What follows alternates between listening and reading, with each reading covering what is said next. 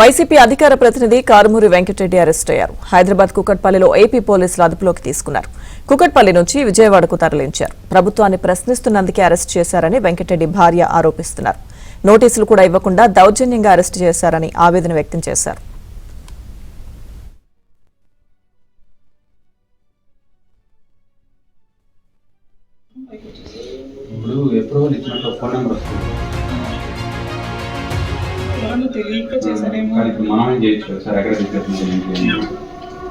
చేస్తే అది సైలెంట్ లో నేను చూసుకోలేదని చెప్పాను.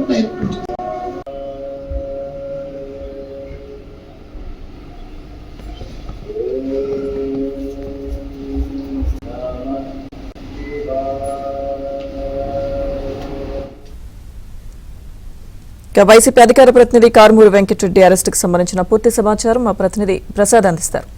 Prasad,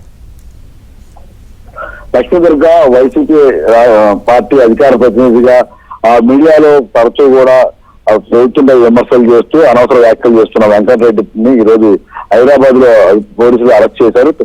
Tadipatri rural police station లో అతనిపై ఎఫ్ఐఆర్ నమోదైందని కూడా చెప్తున్నారు. దీనికి సంబంధించి ప్రధానంగా సెక్షన్ 352, 353 అదేవిధంగా 196 సెక్షన్ కింద ఆయనపై కేసులు నమోదు చేశారు.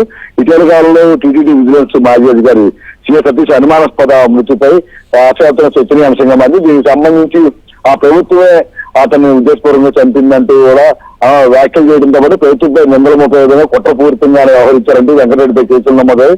ఇటీవల కాలంలో దీనికి సంబంధించి వైసీపీ టీడీపీ నాయకులపై పరస్పర విమర్శలు చేసుకున్న నేపథ్యంలో వెంకటరెడ్డి మరింత ముందుకు వెళ్లి ప్రభుత్వంపై తీవ్ర విమర్శలు చేయడంతో పాటు చంద్రబాబు నాయుడు, లోకేష్లపై కూడా వ్యక్తిగత విమర్శలు చేశారు. ఈ పరిణామాల నేపథ్యంలో అక్కడ తాడిపత్రిలో టీడీపీ నాయకులు ఇచ్చిన ఫిర్యాదు మేరకు అంటే పోలీసులు ఎఫ్ఐఆర్ నమోదు చేసి సెక్షన్లో పెట్టినట్టు కూడా చెప్తున్నారు. ప్రధానంగా ఇప్పుడు ఈ రోజు ఉదయం 7 గంటల సమయంలో హైదరాబాద్ లో వెంకటరెడ్డి నివాసానికి వెళ్ళిన పోలీసులు ఆ కొంచెం వాగ్వేదానం దిగినట్టు తెలుస్తోంది. అయితే ఎఫ్ఐఆర్ కాపీ మొత్తం కంప్లైంట్ వివరాలు కూడా కుటుంబ సభ్యులకు సమాచారం ఇచ్చి ఆయన అరెస్ట్ సమాచారం కూడా అందించిన తర్వాత ఆయన అప్లై తీసుకున్నారు.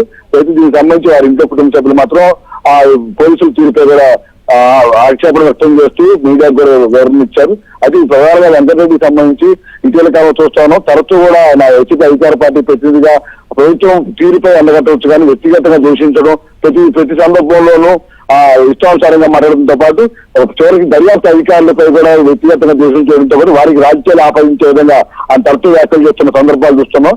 ఈ పరిణామాల నేపథ్యంలోనే అతను ఉద్దేశపూర్వకంగా వ్యక్తిగతంగా తరచూ ప్రభుత్వంపై కుట్రపూరితంగానే ఇటువంటి వ్యాఖ్యలు చేయడం కానీ వ్యక్తిగతంగా దాడులు చేయడం కానీ చేస్తున్న నేపథ్యంలో ఈ కేసులు నమోదవుతున్నాయని కూడా చెప్తా ఉన్నారు. ఇప్పుడు ఫస్ట్ వెంకటరెడ్డి మధ్యాహ్నం లేదా సాయంత్రం విజయవాడ తీసుకువస్తారు.